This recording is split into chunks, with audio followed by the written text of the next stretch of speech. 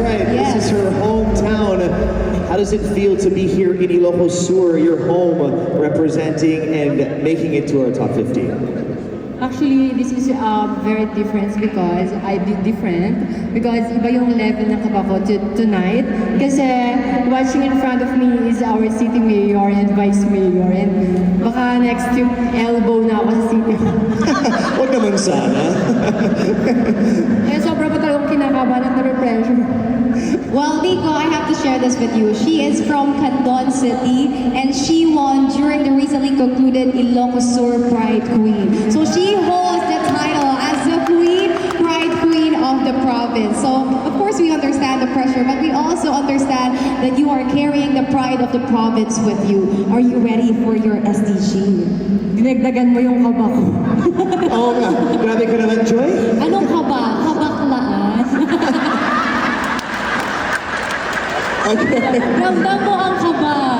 O, yan sa mga nag-release yan ha, isama niyo yun. Wala pa akong release. Paano naman? Oy, happy Women's Month to all our trans women Yes. here on stage. Now we have your SDG. Please pick your SDG number. All right, candidate number 19, your STG number is 12. Please flash number 12 on the screen.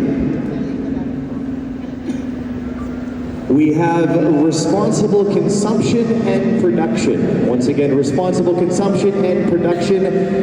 Good luck, candidate number 19.